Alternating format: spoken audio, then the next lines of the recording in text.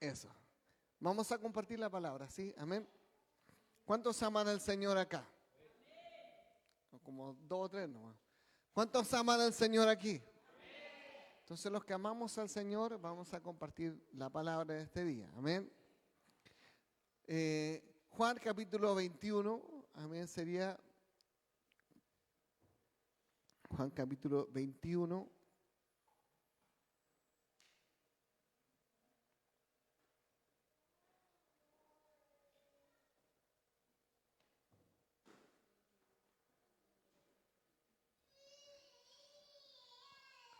Del 1 al 17.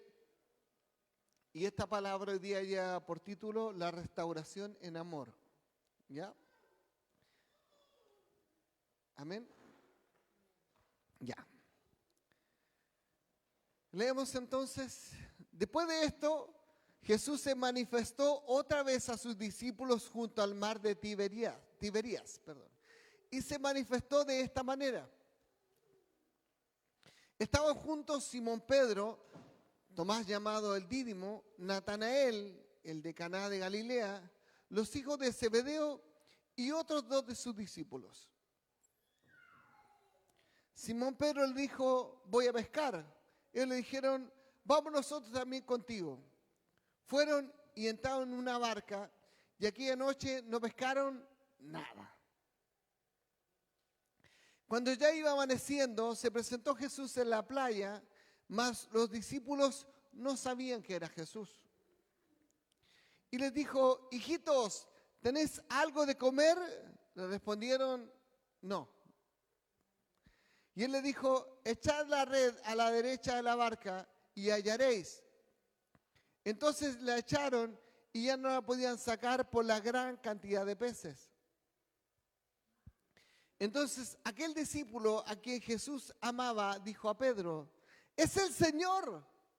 Simón Pedro, cuando oyó que era el Señor, se ciñó la ropa, porque se había despojado de ella, y se echó al mar.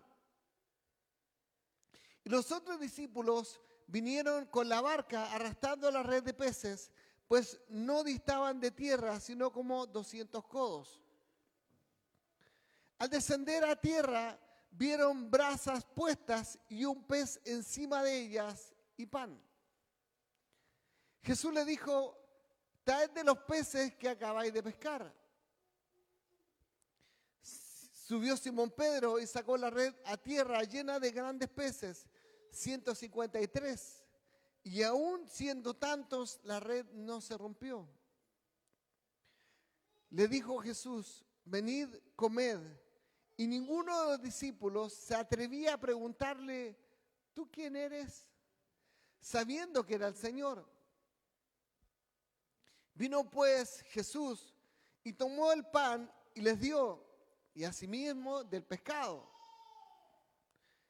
Esta era ya la tercera vez que Jesús se manifestaba a sus discípulos, después de haber resucitado de los muertos.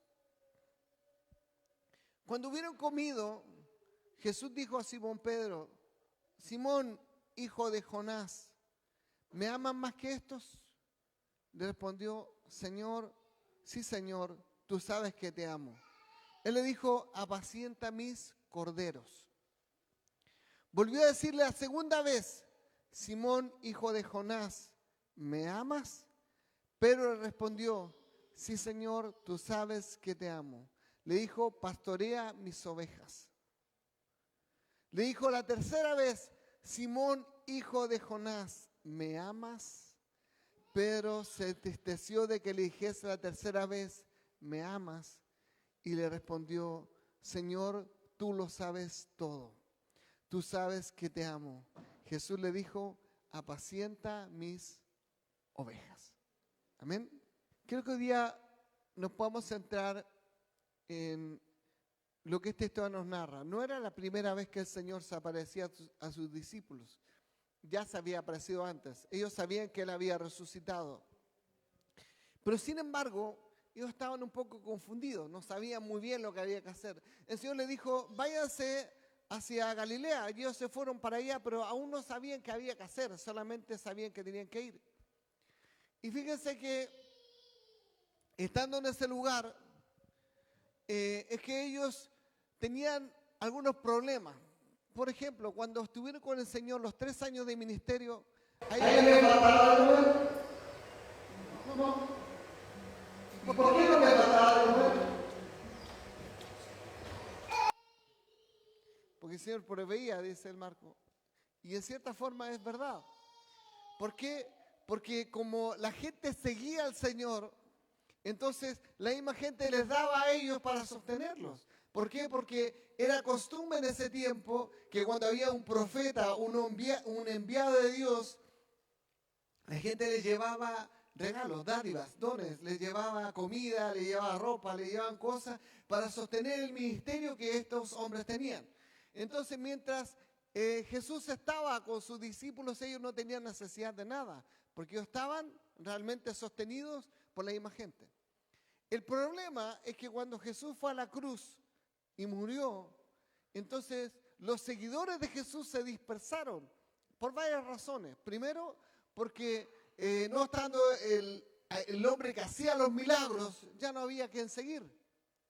Segundo, porque los romanos estaban persiguiendo también a los discípulos. Y aún los mismos judíos perseguían a aquellos que habían estado con el Señor.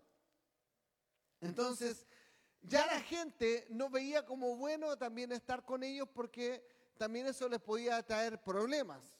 ¿Me hago entender? Entonces, ellos se vieron en la disyuntiva de que no teniendo nada, debían entonces también tener algo para comer. Y aquí a lo mejor los comentaristas bíblicos y predicadores tienen distintas posiciones en lo que pasó ahí. Porque Pedro, él dice, oye, ¿por qué no vamos a pescar? Comamos algo ya. Además, si vendían los peces, ellos también tenían dinero, porque como pescadores era lo que ellos sabían hacer. Entonces dijeron, si vamos a pescar, vamos a tener plata, vamos a tener algo que comer, entonces, no sé quién se anima, vamos a pescar. Y varios de los discípulos dijeron, ya, sí, buena idea, vamos a pescar, vamos juntos. Lo habitual era que se pescara de noche. De hecho, hasta el día de hoy es así, los pescadores salen de noche a pescar. Entonces, ¿por qué? Porque realmente en la noche es cuando los peces están más propensos a salir a comer y todo eso, y entonces ahí es más fácil pescar. Y dijeron ellos, vamos a pescar. Y ahí dice que estaban junto a Pedro, dice Tomás, llamado el Dídimo, Natanael de Canadá, los hijos de Zebedeo, y otros 2 de sus discípulos. Entonces, Pedro les acompaña, van todos juntos a pescar, 6 hombres, pero sin embargo ellos no pescan nada en toda la noche. Ellos de alguna forma intentan volver a lo que conocían, intentan volver a donde había seguridad. ¿Por qué? Porque era lo que ellos siempre hicieron. Ir a pescar era de alguna forma ir hacia la seguridad que les daba el conocer lo que ellos hacían. Cuando ellos estaban con el Señor en el ministerio, ellos habían dejado atrás su trabajo y ellos confiaban plenamente en lo que el Señor podía hacer por ellos. Ellos no dudaban en si iban a tener de comer, en si iban a tener que vestir, dónde alojar. No tenían esa duda porque el Señor estaba con ellos. ¿Me sigue? Entonces, cuando nosotros tenemos fe de que el Señor va a estar con nosotros, entonces nosotros tampoco tenemos duda de que el Señor va a proveer. Pero cuando nos alejamos de alguna forma del Señor, entonces empiezan las dudas y si realmente vamos a poder tener el día a día. Entonces, muchas veces el tener esa falta de fe hacia lo que el Señor puede hacer nos hace sentirnos solos. ¿Me sigue? Entonces, el punto es que ellos se fueron de pesca pensando realmente que de esta forma iban a tener sustento. Pero cuando nosotros decidimos seguir al Señor, hay algo que cambia. Ya no nos movemos en lo natural, sino que nos movemos en lo sobrenatural. Yo pensé que ustedes decían amén a eso, pero Ya no nos movemos en lo natural, sino que nos movemos en lo sobrenatural. ¿Cierto? Entonces, ellos yendo a pescar, no encuentran nada. No hay peces. Y el tema es que ellos, cuando están como a 100 metros de la orilla, escuchan que alguien les grita. No sé quién ha estado así muy de mañana en la playa. Casi todos a lo mejor hemos estado alguna vez muy temprano. ¿Qué ocurre en la mañana muy temprano en la playa? ¿Qué hay? No, aparte que no anda nadie. ¿Qué más ocurre? ¿Ah? Hay gaviotas ya, pero ¿qué ocurre a esa hora? ¿Hay algo en particular que ocurre en esa hora generalmente en la playa? ¿Ah? Silencio, marea, ¿qué más? ¿Qué más puede ser? Algo que ocurre. Brisa.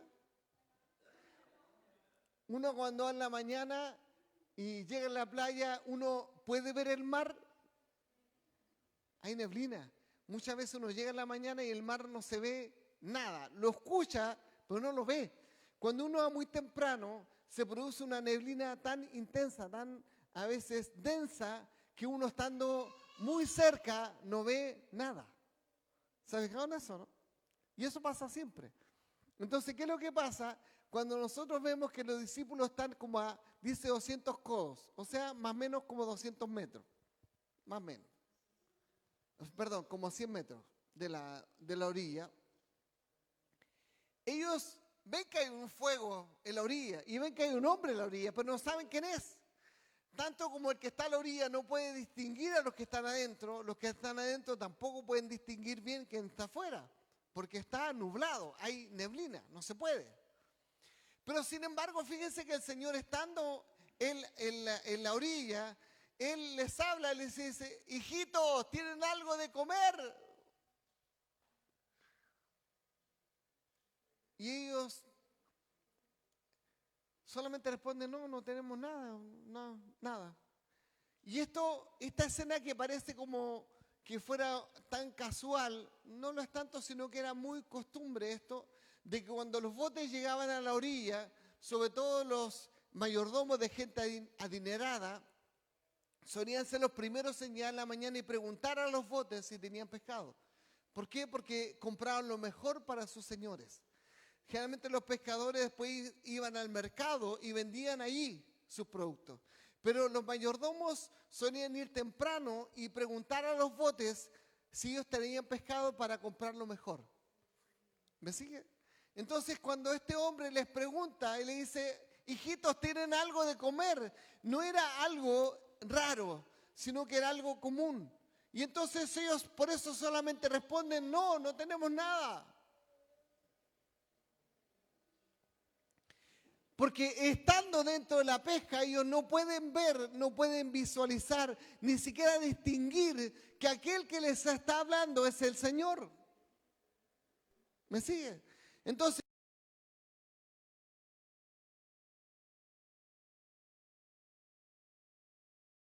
el Señor nos habla, pero nosotros no somos capaces de distinguir que es Él. ¿Por qué? Porque el día a día nos consume y estamos metidos en el trabajo, estamos metidos en la familia, metidos muchas veces en la propia iglesia y no somos capaces de darnos cuenta que el Señor nos está hablando. ¿Me sigue? Es más, de hecho muchas veces estamos tan metidos en el trabajo, tan metidos a veces también ahí en las cosas de la iglesia, que muchas veces no somos capaces de escuchar en nuestra propia familia. ¿Se fija?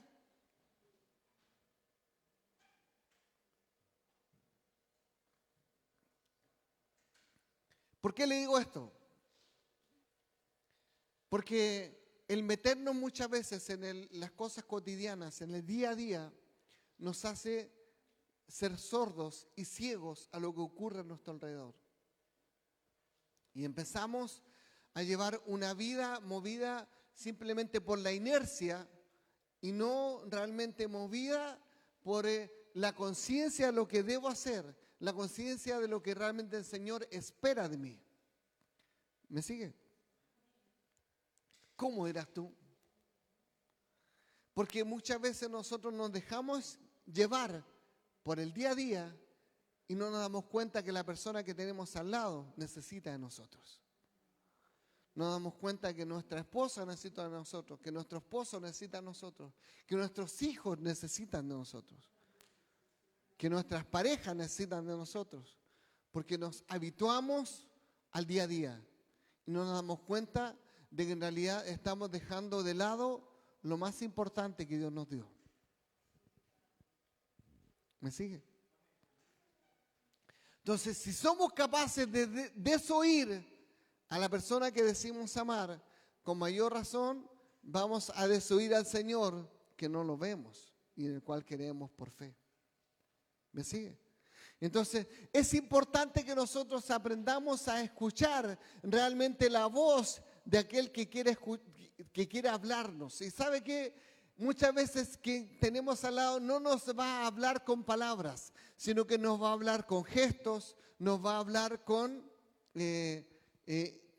a veces enojos, nos va a hablar muchas veces también con apatía, muchas veces nos va a hablar de una forma que nosotros entendemos que hay algo malo en la persona, pero no nos damos cuenta que lo malo está en nosotros. ¿Me sigue? Entonces es importante que nosotros aprendamos a escuchar no solamente del oído, sino que aprendamos a escuchar viendo los gestos, viendo nuestra relación y viendo qué es lo que realmente está pasando a nuestro alrededor. Porque los detalles son importantes. ¿Amén? ¿Cuánto dicen amén a eso? Ya, volviendo a lo que estaba. Y él dijo, hijitos, ¿tenéis algo de comer? Le respondieron, no hay nada, nothing. Y él le dice, oigan, prueben echando la red a la derecha. Y ya esto era algo conocido. Fíjense que aquí empieza un tema, porque los discípulos de alguna forma ya empiezan a darse cuenta quién era, pero sin embargo no se atrevían a decirlo ni nada, porque algo les impedía el poder hablarlo aparentemente. Era quizás sentir que los iban a calificar mal, que alguien iba a decir algo malo, no lo sé, pero ellos no se atrevían, sino que simplemente actuaron. Le dice el Señor, echen la red a la derecha. Y fíjense que ellos eran pescadores, pero ya de mucho tiempo, de muchos años. Fíjense cuando Jesús hace esto mismo con Pedro, la primera vez cuando le dice, oye, echa tu red a la derecha, Pedro le dice, oye, pero si he estado pescando toda la noche, no he pescado nada.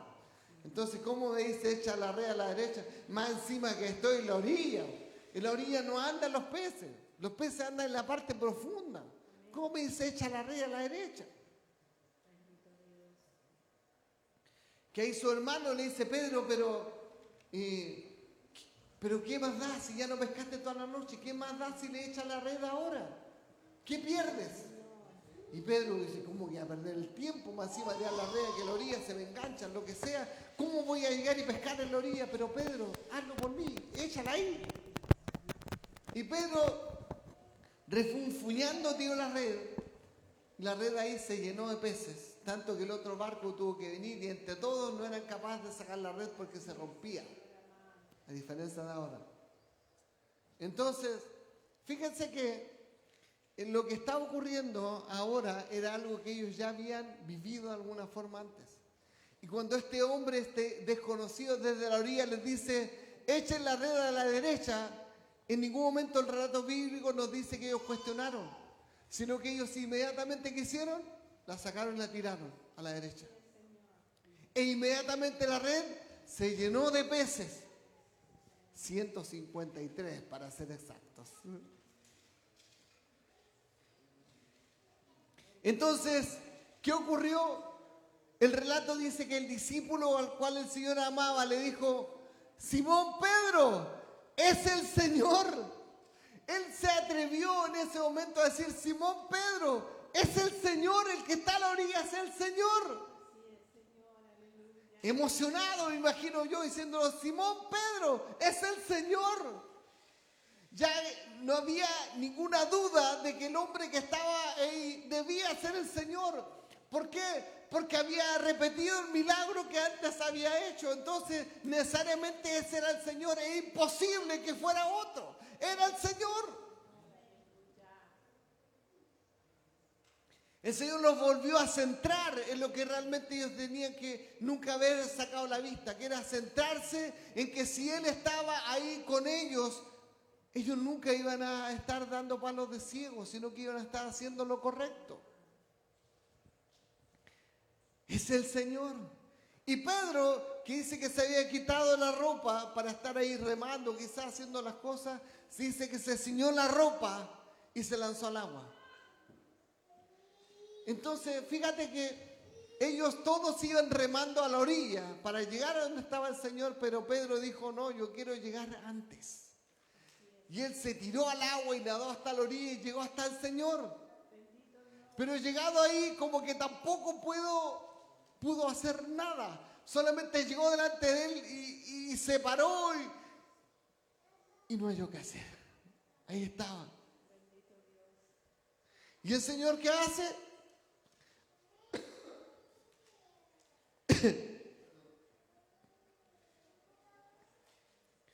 Llegaron a la orilla y vieron que estaba al fuego, las brasas, y había un pez encima cocinado.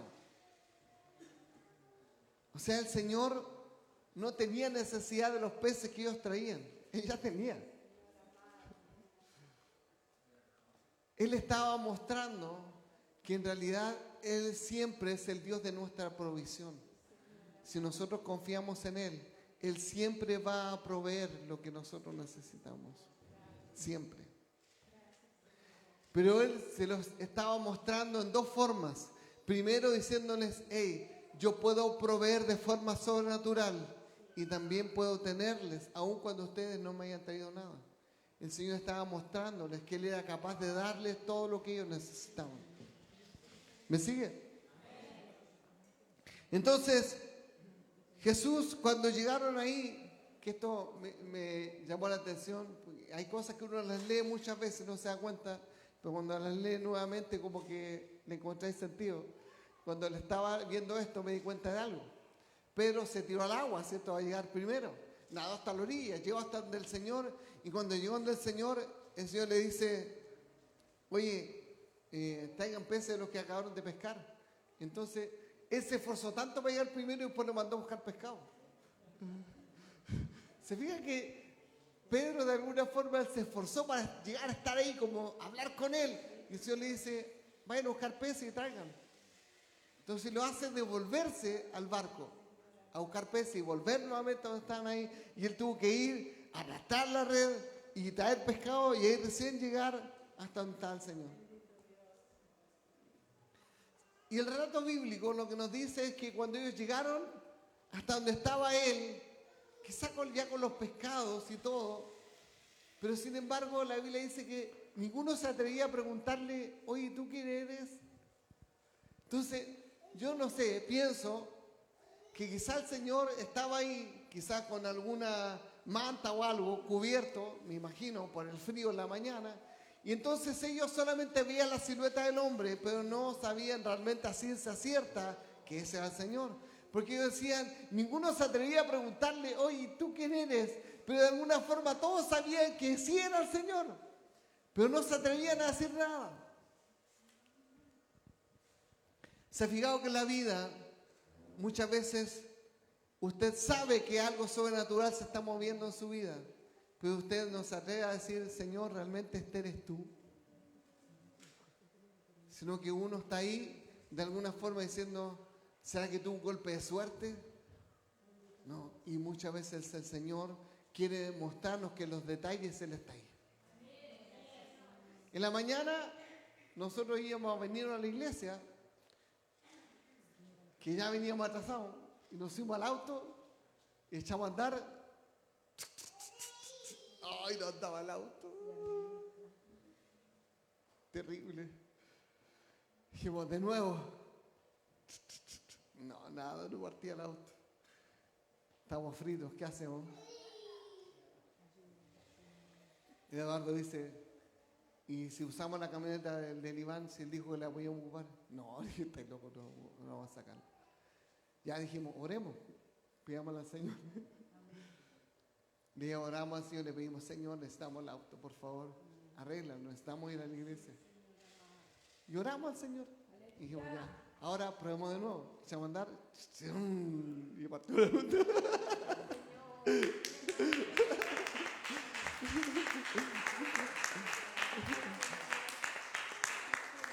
Los detalles que marcan la diferencia, que nos hacen realmente entender que el Señor tiene cuidado de nosotros, aún en las cosas pequeñas.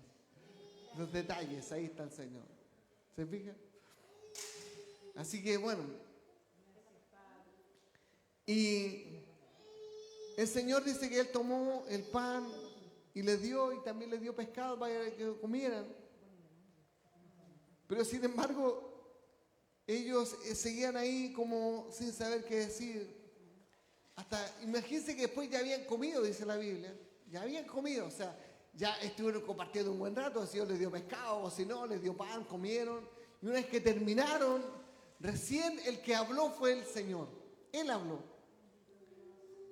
¿Se acuerda cuántos hombres habían ahí?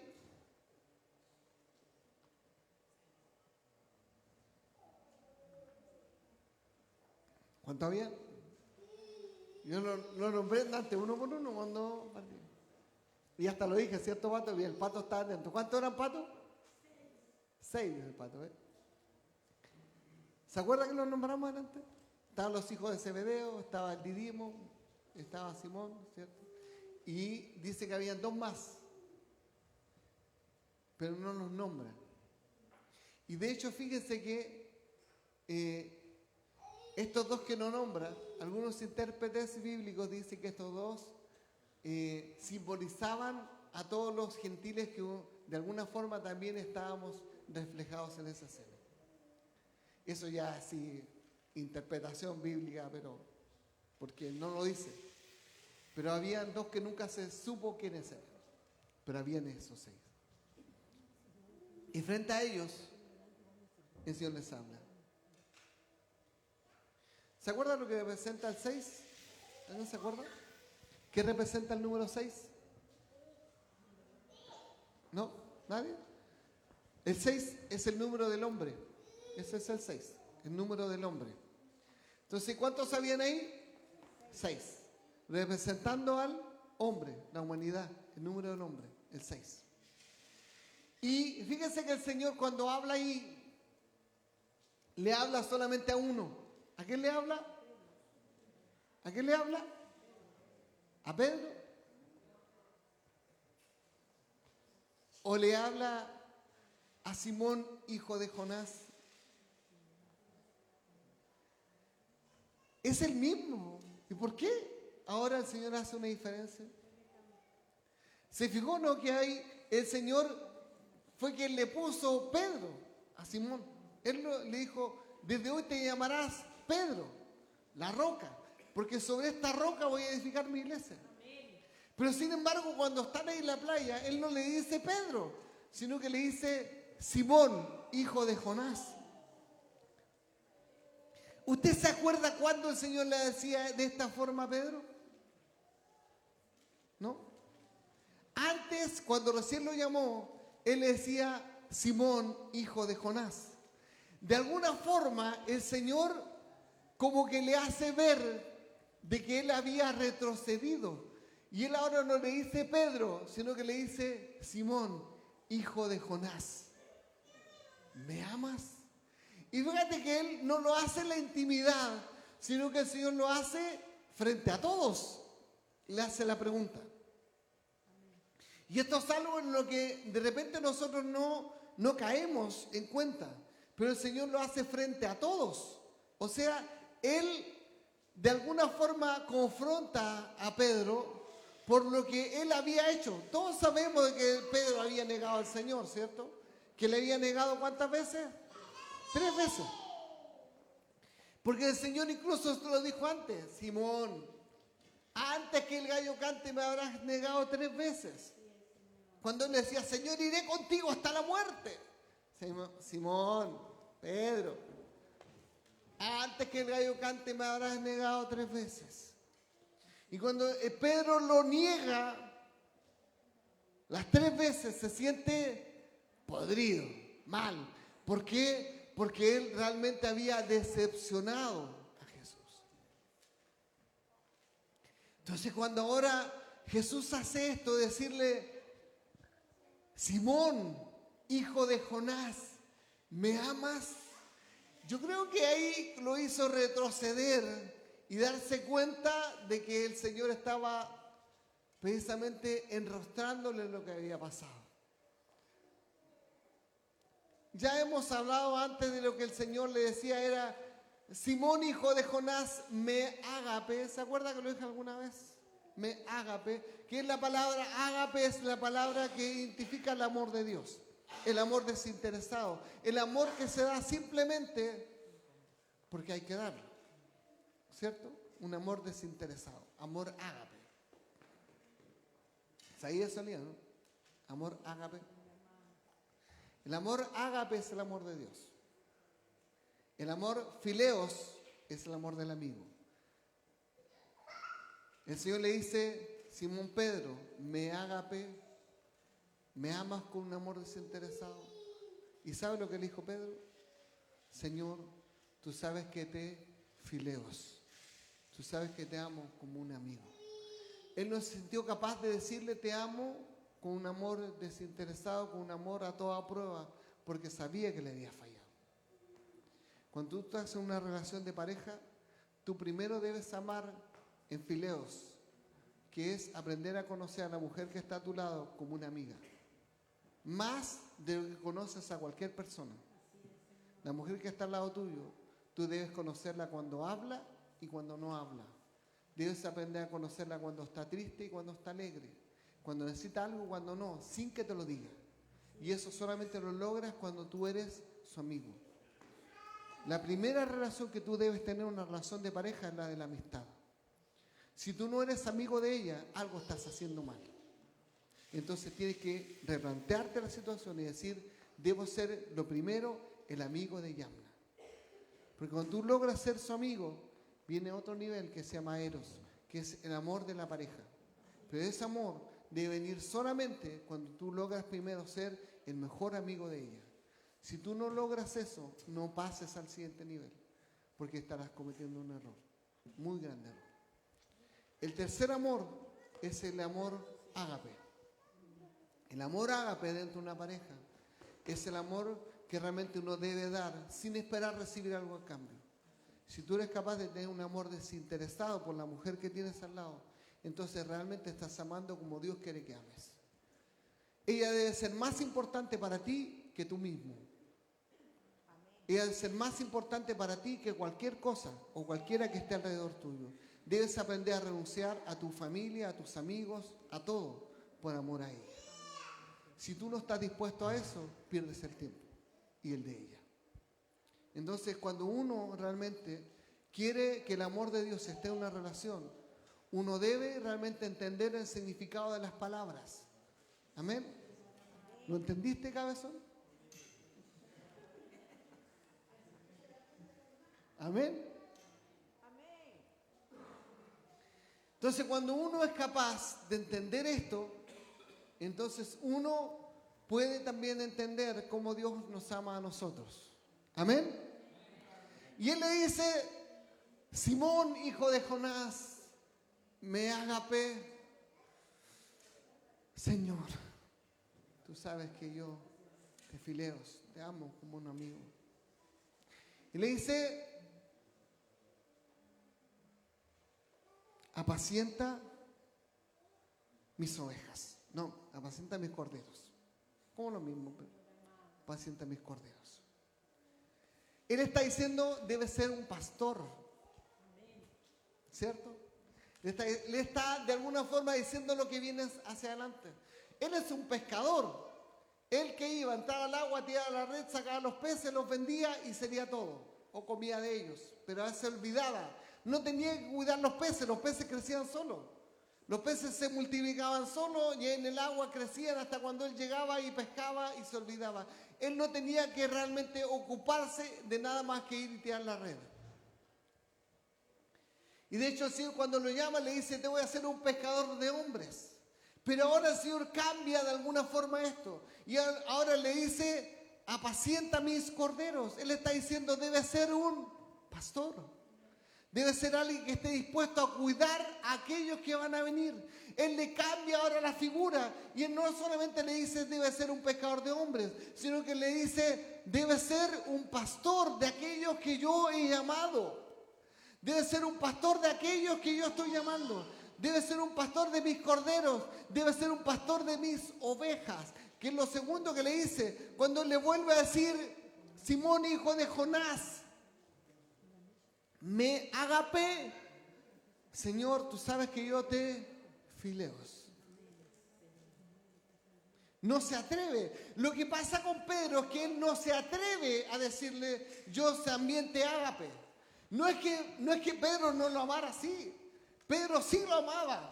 Pero el tema es que Pedro tenía miedo de lo que él pudiese decir. ¿Por qué? Porque ya lo había pasado. Cuando el Señor le dijo, pero Pedro, si tú me vas a negar, le decía, no, Señor, yo te amo tanto que yo estoy capaz de ir contigo y hasta la muerte. Yo soy capaz de entregar mi vida por ti.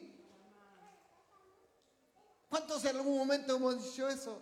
Señor, yo te entrego mi vida. Señor, yo soy capaz de realmente ir hasta el último de la tierra por ti. Señor, mándame a evangelizar, a predicar, a lo que sea, a levantar muertos. Yo voy a estar ahí. ¿Por qué? Porque yo te amo, Señor. Yo voy a estar ahí.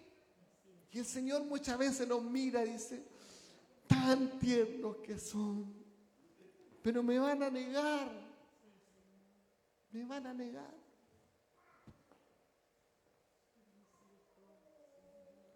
¿Y cuántas veces hemos negado al Señor? ¿Cuántas veces han negado al Señor cuando Él ha dicho, te voy a amar, Señor, hasta la muerte? Y resulta que después te miran feo en la iglesia y ya como que no voy más. No, es que el mundo se ve tan guapito que me atrae y me olvido del Señor.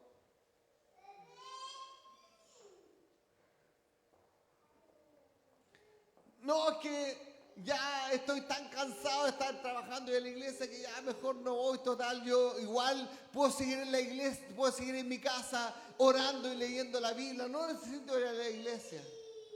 A muchos les pasa eso. Y son los que terminan después más embarrados afuera. Porque no es lo mismo decir voy a orar en mi casa y leer la palabra que realmente vivir la comunión de la iglesia. Es totalmente diferente. Es necesaria la iglesia. Necesario congregarse y no faltar.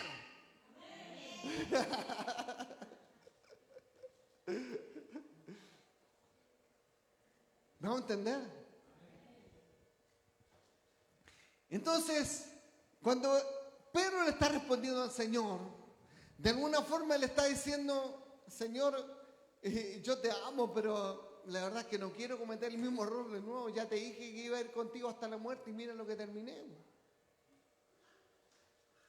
¿Cuántos han sentido alguna vez que han decepcionado al Señor?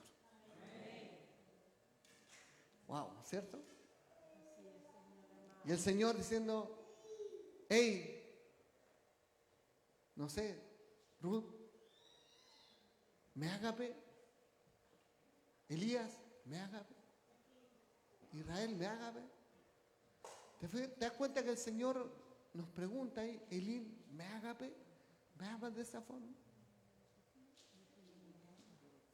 ¿Te das cuenta que cuando el Señor nos pone frente a la pregunta, Él lo hace no privado, el Señor lo hace frente a todos? Estaban ahí los otros hombres a su alrededor y Él diciéndole, Simón Pedro, ¿me amas con ese amor desinteresado, dispuesto a todo por mí?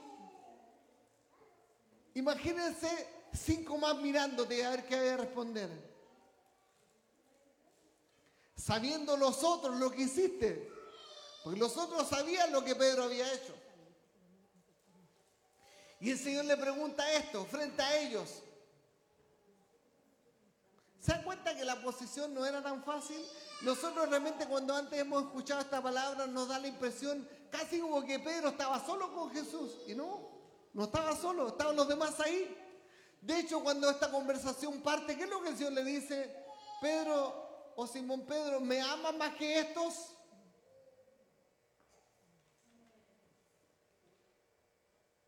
¡Wow! Esa fue la primera pregunta. O sea, en realidad está diciendo, Brian, ¿me amas más que los que están aquí? Y entonces como que todos los demás mirando así.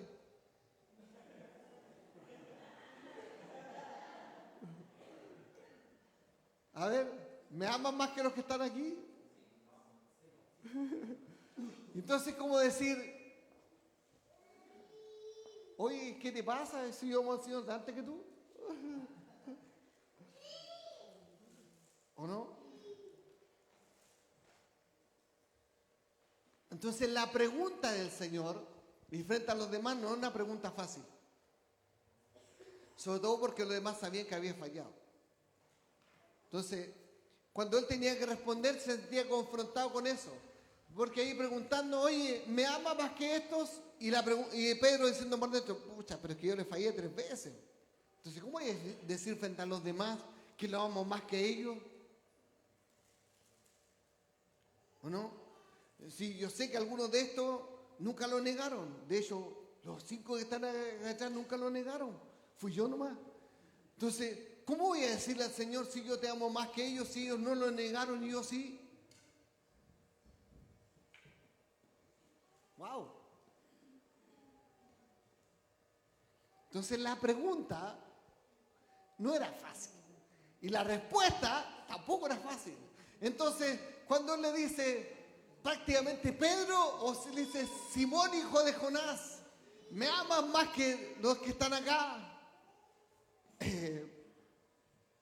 Bueno, tú sabes que tú eres un amigo, pero entrañable para mí.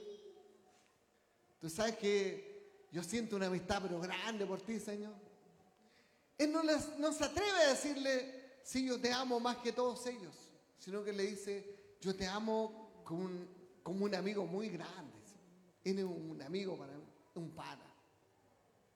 Pero no se atreve a decirle, tú eres lo más importante para mí. ¿Se dan cuenta? Y la segunda vez le vuelvo a preguntar, oye, pero Simón, hijo de Jonás, ¿realmente tú me amas?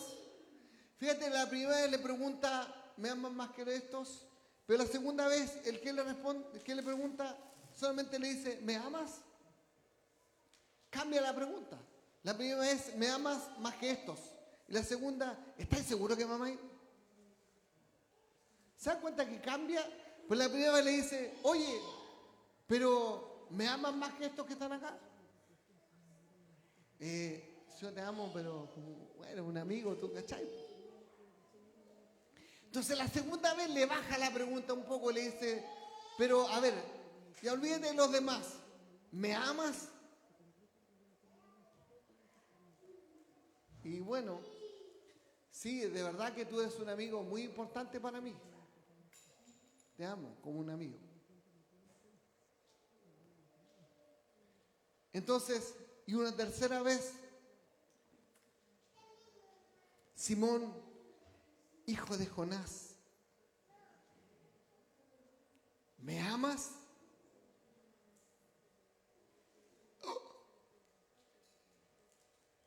Si el Señor nos preguntara eso a nosotros, yo creo que nos pasaría lo mismo que Pedro, la tristeza recorriendo.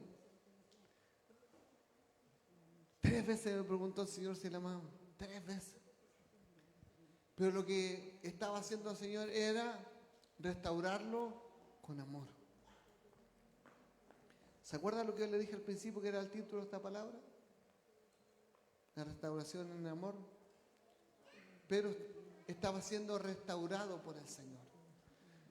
El Señor le estaba diciendo, tú me fallaste 3 veces. Pero yo frente a todos los demás te estoy preguntando para poder restaurarte. Porque yo no te quiero dañado, no te quiero de lejos. No te quiero como alguien que solamente mire desde la barca, sino que te quiero como alguien que esté a mi lado. Te quiero como alguien que realmente esté dispuesto a dar la pelea junto a mí. Te quiero como una mujer que esté dispuesta a dar todo por mí. Como un hombre que esté dispuesto a dar todo por mí. Entonces, para eso necesitaba restaurarte. Lo que el Señor le está diciendo, yo necesitaba restaurarte para que te dieras cuenta de que, aunque para ti sea una duda, yo estoy dispuesto a dar todo por ti. Todo. Entonces, ¿saben la diferencia, Elías? Que aun cuando nosotros a veces venimos a la iglesia, incluso a veces por las razones equivocadas, Dios siempre tiene un plan para nosotros. Porque tú no viniste a la iglesia porque escuchaste que el pastor era bueno.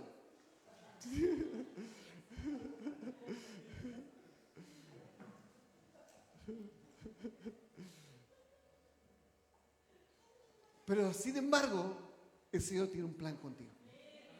Tiene un propósito contigo. Porque así es. El Señor tiene planes con nosotros. ¿O no? Y esos planes nos cuesta de repente verlos. ¿Por qué? Porque nos desesperamos rápido. Y no, debemos confiar en lo que el Señor va a hacer con nosotros. ¿No es así? A veces no podemos tener el control de todo, hija. A veces tenemos que dejar que las cosas realmente estén en la mano del Señor. Querer tener el control de todo, lo único que hace es dañarnos. Porque nos desesperamos tratando de tener el control. Pero ¿sabes qué? Ahí es donde tenemos que aprender a tener fe. Y decir, Señor, te entrego mi vida, mis planes, mis sueños, todo.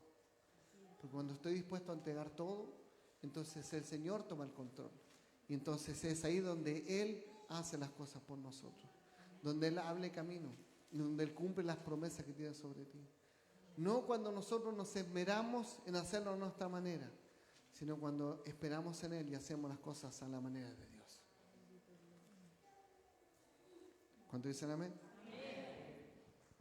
Entonces, cuando el Señor termina diciéndole, hey, apacienta mis ovejas, al final está diciendo, por 3 veces, yo tengo un plan contigo que tiene que ver con que tú aprendas a que ya no eres el impetuoso de antes, sino que ahora debes ser el paciente, el hombre que es capaz de cuidar a otros, de guiarlos y de llevarlos hacia donde realmente yo espero que lleguen.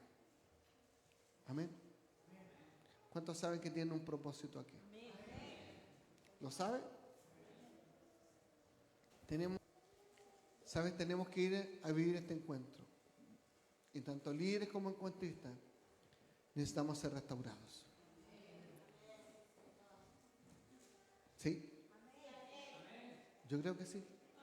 Yo también necesito ser restaurado. Todos nosotros necesitamos ser restaurados. ¿Cuántos aquí necesitan ser restaurados? Vamos más atrás la pregunta. Y viene el Señor para decirte nuevamente. Hey, ¿me amas? Hey, ¿me amas? Y ¿sabes qué? Muchas veces el enemigo va a querer traerte a memoria las veces que tú fallaste. Cuando el Señor te pregunta, ¿me amas? El enemigo va a querer traerte a memoria todas las veces que tú le fallaste. Pero ¿sabes qué? El Señor está dispuesto a armar una fogata frente a ti y presentarte el pescado, presentarte el pan y decirte, yo nunca me he olvidado de ti, sino que estoy dispuesto a entregarte todo lo que tú necesitas. Quizá durante un tiempo en este año sentiste que realmente las cosas no las estabas haciendo bien y que todo estaba andando mal. Porque quizá a muchos les pasó. Aún viniendo a la iglesia sentían que las cosas no estaban funcionando bien, que algo no estaban haciendo bien. Y no porque solamente lo sintieran, sino que porque muchos sabían a ciencia cierta que lo estaban haciendo mal. Y de repente cuando venimos y estamos en el templo, parece que, y el Señor nos habla, pareciera que es una instancia más. Pero ¿sabes qué? Dios quiere que eso sea diferente. Y yo, Él al decirte me amas, sea para que tú puedas decir, Señor, yo estoy dispuesto a ser restaurado. Yo estoy dispuesta a ser restaurada, en el caso de las hermanas. Que dejes atrás precisamente el daño que el mundo te hizo, el daño que la iglesia te hizo, el daño que la familia te hizo, el daño que tus amigos te hicieron. Y entender que cuando tú vas al Señor, Él se encarga de restaurar todo lo que estaba roto. ¿Cuántos dicen amén?